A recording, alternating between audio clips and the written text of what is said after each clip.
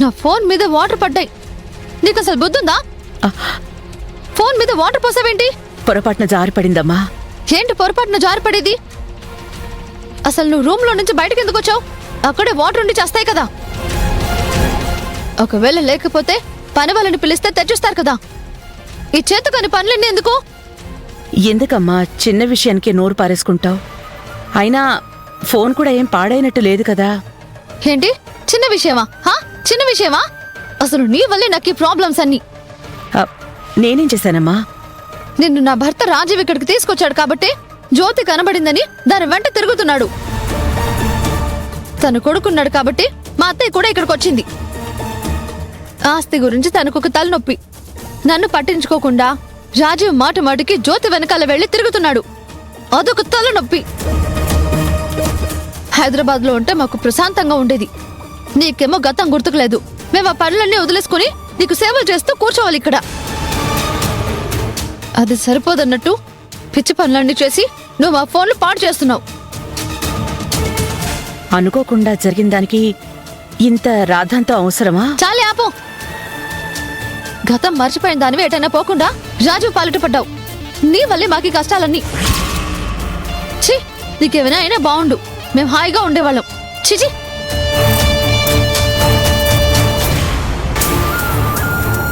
ఇంత చిన్న విషయానికి శ్రావ్య ఎందుకు అంతలా మాట్లాడుతోంది? అందరూ ఎందుకు నన్ను చెడ్డదాన్లా చూస్తున్నారు?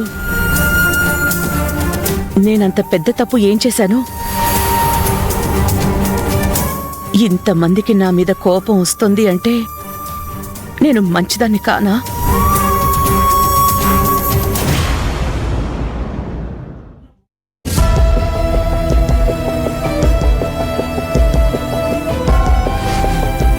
జ్యోతి రామరాజు రాత్రంతా గుళ్ళోనే ఉన్నారు. రామరాజు సారీని తను ఒప్పుకుందో లేదో తెలుసుకుందామంటే ఇంకా రామరాజు రావట్లేదేంటి?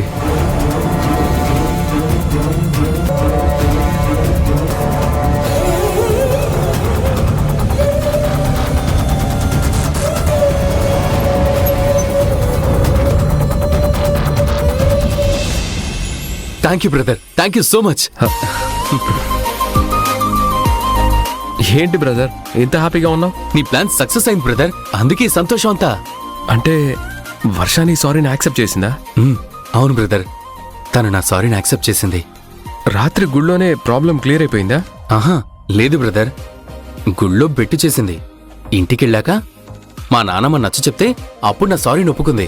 మొత్తానికి నేను చెప్పిన ప్లాన్ సక్సెస్ అయింది. చూసావా, అనవసరంగా భయపడ్డావు. బెడిసి కొడుతుందనుకున్నావు. అప్పటికి నేనున్న పరిస్థితి అలాంటిది. ఏదేమైనా థ్యాంక్ యూ బ్రదర్.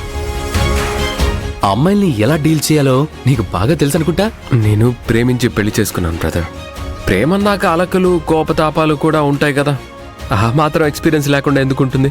నాకిప్పుడు నమ్మకం వచ్చింది బ్రదర్. నీ సలహాతో నీ సపోర్ట్తో వర్షని నా ప్రేమ కొప్పించి తనని పెళ్లి చేసుకోగలుగుతాను. మరి ఎప్పుడు వర్షకి నీ లవ్ ప్రపోజ్ చేస్తున్నావు? ఇప్పుడే ఆవిడిగారు అలకపాన్పు దిగి నా సారీని అంగీకరించింది. వెంటనే ప్రేమ గురించి చెప్తే ఏమనుకుంటుందో. టెన్షన్ పడకు బ్రదర్, నేనున్నాను కదా. తర్వాత ఒక మంచి ప్లాన్ ఆలోచించి చెప్తా. సరే బ్రదర్, నాకు చిన్న పనుంది, నేను వేరే ఊరికి వెళ్తున్నాను. సాయంత్రానికి ఇంటికి వచ్చేస్తాను. బ్రదర్ ఒక్క నిమిషం ఉండు.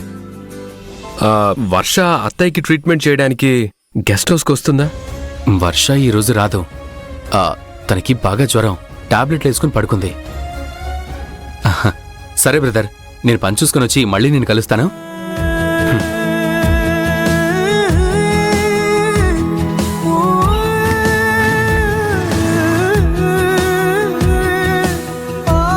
పాపం జ్యోతి రాత్రంతా చల్లో గుళ్ళోనే పడుకుంది.